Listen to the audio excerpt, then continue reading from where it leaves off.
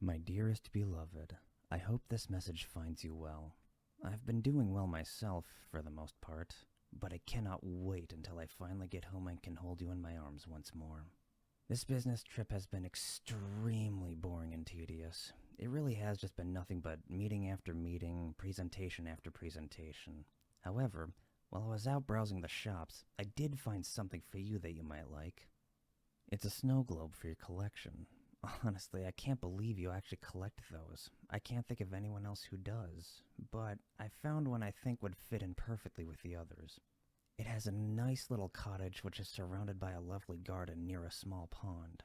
Really, it looks like the kind of place I would love to move to after we retire.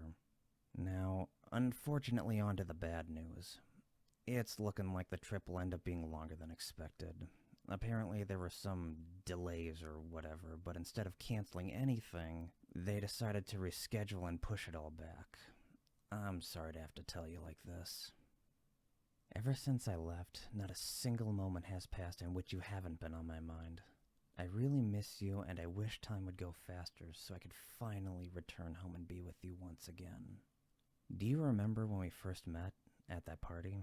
I was so nervous to talk to you that I couldn't even formulate a sentence properly. You really did everything you could to try to make me feel relaxed and comfortable. I always really appreciated that. I also remember our first date. I couldn't believe you actually said yes when I asked. I remember we went to that coffee shop and we just sat there and talked for hours and hours. We were there for so long the employees asked us to leave so they could close for the day. After that, we decided to grab churros from that little stand and walk around the boardwalk. Everything about that day was absolutely perfect. That is, until the entire seagull population decided they wanted to eat some churros as well. Even so, it is a day I'll always treasure in my heart for the rest of my life. It was on that same boardwalk that I finally proposed to you, after nearly 2 years. By the look on your face, I really did catch you off guard, didn't I? I don't think that day could have gone any more perfectly. I cannot express enough how excited I am for our wedding next year. I can't believe we already have everything all planned out and ready to go.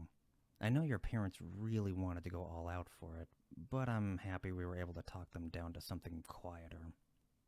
I truly cannot wait to finally call you my wife.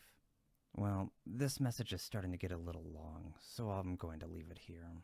I'll talk to you again soon, and always remember, I love you. Always and forever, your tickly one.